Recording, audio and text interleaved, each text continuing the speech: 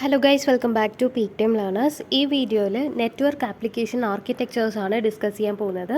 And ഇത് advanced computer നെറ്റ്വർക്ക്സിൽ വരുന്ന first മോഡ്യൂളിലുള്ള second പാർട്ടിൻ്റെ ടോപ്പിക്കാണ് നെറ്റ്വർക്ക് ആപ്ലിക്കേഷൻ ആർക്കിടെക്ചേഴ്സ്. ഓക്കെ, ഇപ്പോൾ നമുക്ക് നെറ്റ്വർക്ക് ആപ്ലിക്കേഷൻസിനെ രണ്ട് ടൈപ്പായിട്ട് ഡിവൈഡ് ചെയ്യാം. അതിൻ്റെ ആർക്കിടെക്ചറിനെ രണ്ട് ടൈപ്പായിട്ട് ഡിവൈഡ് ചെയ്യാം. ഇത് ടു ടൈപ്സ് ആണ്.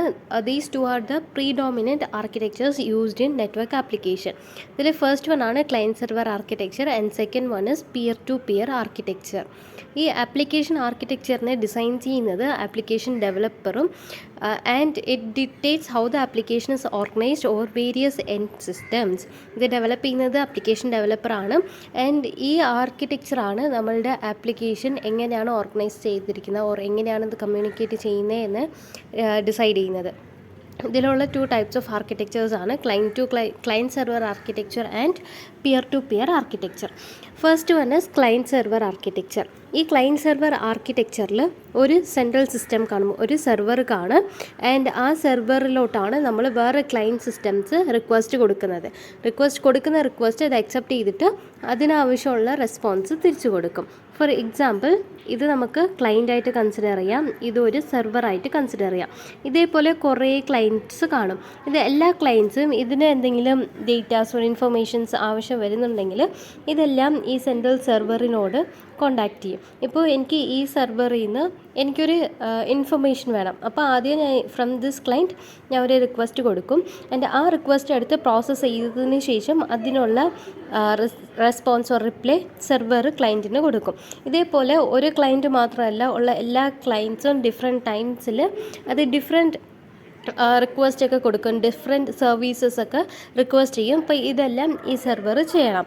ഇതിലുള്ള ഒരു വലിയ ഡിസഡ്വാൻറ്റേജ് എന്താണെന്ന് വെച്ചാൽ, ഇപ്പോൾ ഇതൊരു ക്ലയൻ്റ് ഉണ്ട്, ഇതൊരു സെർവറാണ്, ഇത് സെർവർ, ഇത് ക്ലയൻറ്റ്. ഇതിലുള്ള ഒരു ഡിസഡ്വാൻറ്റേജ് എന്താണെന്ന് വെച്ചാൽ, ഈ സെർവർ എപ്പോഴും റണ്ണിങ് ആയിരിക്കണം. It should be in the running mode every time.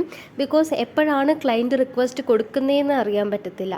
അപ്പോൾ ക്ലയൻറ്റ് റിക്വസ്റ്റ് കൊടുക്കുമ്പോൾ സെർവർ അവൈലബിൾ അല്ലെങ്കിൽ നമുക്ക് അതിൻ്റെ റെസ്പോൺസ് കിട്ടത്തില്ല. സോ സെർവർ മെഷീൻ എപ്പോഴും റണ്ണിങ് ആയിരിക്കണം, ഫുൾ ടൈം റണ്ണിങ് ആയിരിക്കണം. ബട്ട് ക്ലയൻറ്റ് എപ്പോഴും റണ്ണിങ് ആവണമെന്നില്ല. ക്ലയൻറ്റിന് എപ്പോഴാണോ ഇൻഫർമേഷൻസ് ഓർ ക്ലയൻറ്റിന് എപ്പോഴാണോ കമ്മ്യൂണിക്കേഷൻ നടത്തണം എന്നുള്ളത് അപ്പോൾ മാത്രം ഈ ക്ലയൻറ്റ് സെർവറിനോട് കോണ്ടാക്ട് ചെയ്താൽ മതി, കമ്മ്യൂണിക്കേറ്റ് ചെയ്താൽ മതി. ബട്ട് ഇത് സെർവർ എപ്പോഴും റണ്ണിങ് ആയിരിക്കണം. അപ്പോഴേ നമുക്ക് ഈ ക്ലയൻറ്റ് കൊടുക്കുന്ന റിക്വസ്റ്റ് അപ്പം തന്നെ പ്രോസസ്സ് ചെയ്തിട്ട് റെസ്പോൺസ് കൊടുക്കാൻ പറ്റത്തുള്ളൂ. ഇത് ക്ലയൻറ്റ് സെർവർ ആർക്കിടെക്ചറിൻ്റെ ഒരു ഡിസഡ്വാൻറ്റേജാണ്. പിന്നെ ഉള്ള ഡിസഡ്വാൻറ്റേജ് എന്താണെന്ന് വെച്ചാൽ, ഇപ്പോൾ ഈ സെർവർ മെഷീൻ എന്ന് പറയുന്നത് പവർഫുൾ കമ്പ്യൂട്ടർ ആയിരിക്കണം. ബിക്കോസ് കുറേ ക്ലയൻറ്റ്സ് കാണും. ഇതെല്ലാം കൂടി ഈ സെർവറിലോട്ട് മെസ്സേജ് ഓർ റിക്വസ്റ്റ് കൊടുക്കുമ്പോൾ ഇതെല്ലാത്തിനെയും പ്രോസസ്സ് ചെയ്ത് എടുത്ത് റെസ്പോൺസ് കൊടുക്കാനുള്ള കപ്പാസിറ്റി നമ്മളുടെ സെർവറിന് വേണം.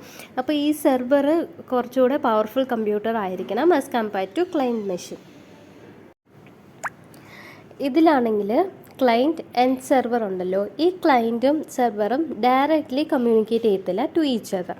ഇപ്പോൾ ക്ലയൻറ്റിന് സെർവറിനോട് കമ്മ്യൂണിക്കേറ്റ് ചെയ്യണമെന്നുണ്ടെങ്കിൽ ക്ലയൻറ്റ് ഒരു പാക്കറ്റ് സെൻഡ് ചെയ്യും. It sends a packet. Client ഒരു പാക്കറ്റ് സെൻഡ് ചെയ്യും to the IP address of the server. സെർവറിൻ്റെ IP അഡ്രസ്സിലോട്ട് ഒരു പാക്കറ്റ് സെൻഡ് ചെയ്യും. ഈ സെർവറിനാണെങ്കിൽ ഫിക്സഡ് അഡ്രസ്സ് കാണും. The server has a fixed well known address called an IP address.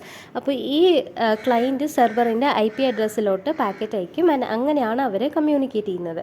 ഇത് ട്രഡീഷണൽ ആയിട്ടുള്ള ആർക്കിടെക്ചറാണ്. ആൻഡ് ഇതിനെ യൂസ് ചെയ്യുന്നത് കറൻ്റ്ലി ഇപ്പോഴും നമ്മൾ ഇതിനെ യൂസ് ചെയ്തുകൊണ്ടിരിക്കുക. ഇതിനെ യൂസ് ചെയ്യുന്ന എക്സാമ്പിൾ പ്ലാറ്റ്ഫോംസ് ആണ് വെബ്, FTP, ഇമെയിൽ. ഇതൊക്കെ ക്ലയൻറ്റ് സെർവർ ആർക്കിടെക്ചർ ബേസ് ചെയ്തിട്ടുള്ളതാണ്. നമുക്ക് എല്ലാ ക്ലയൻറ്റ്സിനെയും ഹാൻഡിൽ ചെയ്യാൻ വേണ്ടിയിട്ട് ഒറ്റ സെർവർ തികയത്തില്ല. ചിലപ്പോൾ ക്ലയൻറ്റ്സ് ഒത്തിരി ഉണ്ടെങ്കിൽ സിംഗിൾ സെർവർ കൊണ്ട് എല്ലാത്തിനെയും ഹാൻഡിൽ ചെയ്യാൻ പറ്റത്തില്ല. അപ്പോൾ ആ ഒരു സിറ്റുവേഷൻ വരുമ്പോൾ നമ്മൾ നമ്പർ ഓഫ് സെർവേഴ്സ് യൂസ് ചെയ്യും, more than one server use ചെയ്യും. ആൻഡ് അതിനെ നമ്മൾ server pharm or data centre എന്നാണ് പറയുന്നത്. ഫോർ എക്സാമ്പിൾ, ഇപ്പോൾ യൂട്യൂബ്, വാട്സാപ്പ്, ഫേസ്ബുക്ക് ഇതൊക്കെ എടുക്കുകയാണെങ്കിൽ ഇവർക്കൊക്കെ മൾട്ടിപ്പിൾ ഡേറ്റാ സെൻറ്റേഴ്സ് കാണും. ബിക്കോസ് ക്ലയൻറ്റ്സ് കൂടുതലാണ്, യൂസേഴ്സ് കൂടുതലാണ്, എല്ലാവരുടെയും ഡേറ്റാസൊക്കെ സ്റ്റോർ ചെയ്ത് വെക്കണം. സോ ഇവർക്ക് ഡിഫറെൻറ്റ് ലൊക്കേഷൻസിൽ ഡിഫറെൻറ്റ് ഡേറ്റാ സെൻറ്റേഴ്സൊക്കെ കാണും. അപ്പോൾ ക്ലയൻറ്റ്സ് കുറവാണെങ്കിൽ നമുക്ക് 1 or 2 സെർവർ വെച്ചിട്ട് മാനേജ് ചെയ്യാം. ബട്ട് ലോട്ട് ഓഫ് ക്ലയൻറ്റ്സ് വരുന്ന പ്ലേസിൽ നമുക്ക് ഒരു സെർവർ തികയത്തില്ല. അതുമാത്രം വെച്ചിട്ട് നമുക്ക് വർക്ക് ചെയ്യാൻ പറ്റത്തില്ല. അപ്പോൾ നമുക്കൊരു data farm server pharm or data centre ആവശ്യം വരും. ഇതിൽ കൊടുത്തിട്ടുള്ളതാണ് ക്ലയൻറ്റ് സെർവർ ആർക്കിടെക്ചറിൻ്റെ ഒരു പിക്ചർ. ഇത് മാത്രമാണ് സെർവർ, ബാക്കി എല്ലാം ക്ലയൻറ്റ്സ് ആണ്. ഇതൊരു ക്ലയൻ്റ് ആണ്, ഇതൊരു ക്ലയൻ്റ് ആണ്, ഇതൊരു ക്ലയൻ്റ് ആണ്. ഇങ്ങനെ ഇതെല്ലാം സെർവറാണ്. ഇതാണ് ക്ലയൻറ്റ് സെർവർ ആർക്കിടെക്ചറിൻ്റെ ഒരു ഡയഗ്രാം. ഇനി അടുത്തുള്ളതാണ് peer to peer architecture. Peer to peer ആർക്കിടെക്ചറിൽ സെർവർ എന്നുള്ള സെൻട്രൽ സിസ്റ്റം ഇല്ല. ഇതിൽ ആ നെറ്റ്വർക്കിലുള്ള എല്ലാ കമ്പ്യൂട്ടേഴ്സും ഓർ എല്ലാ ഹോസ്റ്റും തന്നെ സെർവറായിട്ടും ആക്ട് ചെയ്യും, ക്ലയൻ്റായിട്ടും ആക്ട് ചെയ്യും. ഫോർ എക്സാമ്പിൾ, ഇപ്പോൾ ഇതിൽ 1 2 3 4 അപ്പോൾ ഇതിൽ 4 സിസ്റ്റം ഉണ്ടെന്ന് വയ്ക്കാം. 4 ഹോസ്റ്റാണുള്ളത്. അപ്പോൾ 4 ഹോസ്റ്റിനും ഡേറ്റ സെൻഡ് ചെയ്യാനും പറ്റും. ലൈക്ക് ഒരു ഹോസ്റ്റിൽ നിന്ന്, ഒരു നെറ്റ്വർക്ക്, ഒരു കമ്പ്യൂട്ടറിൽ നിന്ന് വരുന്ന റിക്വസ്റ്റ് അക്സെപ്റ്റ് ചെയ്തിട്ട് അതിൻ്റെ റെസ്പോൺസ് കൊടുക്കാനും പറ്റും. ആൻഡ് ഇതിനും വേറെ സിസ്റ്റത്തിലോട്ട് റിക്വസ്റ്റ് കൊടുത്തിട്ട് അതിൻ്റെ റെസ്പോൺസ് എടുക്കാനും പറ്റും. അപ്പോൾ ഒരു സിസ്റ്റം തന്നെ സെർവറായിട്ട് ആക്ട് ചെയ്യും, ക്ലയൻ്റായിട്ട് ആക്ട് ചെയ്യും. ഇത് ഡിസ്ട്രിബ്യൂട്ടഡ് ആണ്. ഇതിൽ സെൻട്രലായിട്ട് ഒരു സിസ്റ്റം ഇല്ല സെർവർ എന്ന് പറയാൻ. അപ്പോൾ ഇത് as compare to client server architecture ഇതിൽ സെക്യൂരിറ്റി കുറവാണ്. ആൻഡ് ഈ ഒരു ആർക്കിടെക്ചർ നമുക്ക് എല്ലാ ആപ്ലിക്കേഷൻസിലും യൂസ് ചെയ്യാൻ പറ്റത്തില്ല. അപ്പോൾ അതും ഇതിൻ്റെ ഒരു ഡിസഡ്വാൻറ്റേജ് ആണ്. ഇപ്പോൾ ഈ peer to peer architecture use ചെയ്യുന്ന കുറച്ച് പ്ലേസസ് ആണ് internet, telephony, file sharing, Skype. ഇതൊക്കെ ഈ പിയർ ടു പിയർ ആർക്കിടെക്ചറാണ്. ഇതിൻ്റെ അഡ്വാൻറ്റേജസ് എന്ന് പറയുന്നത് സ്കെയിലബിളാണ്, നമുക്ക് ഈസിലി സ്കെയിൽ ചെയ്യാൻ പറ്റും. ആൻഡ് കോസ്റ്റ് എഫക്റ്റീവ് ആണ്. But at the same time less secured ആണ്. ആൻഡ് എല്ലാ ആപ്ലിക്കേഷൻസിലും ഇത് ആപ്ലിക്കബിൾ അല്ല. ആൻഡ് ഈ പിയർ ടു പിയർ ആർക്കിടെക്ചറിനെ നമ്മൾ ന്യൂ പരേഡിയം എന്നും പറയും. ആൻഡ് ക്ലയൻറ്റ് സെർവർ ആർക്കിടെക്ചറിനെ നമ്മൾ ട്രഡീഷണൽ പരേഡിയം ഓർ ട്രഡീഷണൽ ആർക്കിടെക്ചർ എന്നാണ് പറയുന്നത്. എത്രയേ ഉള്ളൂ നെറ്റ്വർക്ക് ആപ്ലിക്കേഷൻ ആർക്കിടെക്ചർ. ഇത് നമുക്ക് 3 മാർക്സിനൊക്കെ ചോദിച്ചിട്ടുള്ള ക്വസ്റ്റ്യൻ ആണ്. 3 മാർക്കാണോ 6 മാർക്കാണോ എന്ന് അറിയത്തില്ല.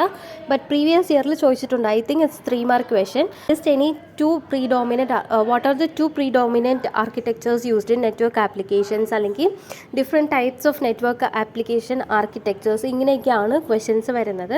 അപ്പോൾ വാട്ട് ഈസ് ഇറ്റ്, ഇതിൽ ഡയഗ്രാമും വരച്ചിട്ട് ഇത് എന്താണ് അതിൻ്റെ അഡ്വാൻറ്റേജസ് ആൻഡ് ഡിസഡ്വാൻറ്റേജസ് മാത്രമേ എഴുതിയാൽ മതി. ഇനി അടുത്ത വീഡിയോയിൽ application layer and how it is connected with these architectures and അതിൽ യൂസ് ചെയ്യുന്ന പ്രോട്ടോകോൾസ് അതൊക്കെ നോക്കാം. Thank you.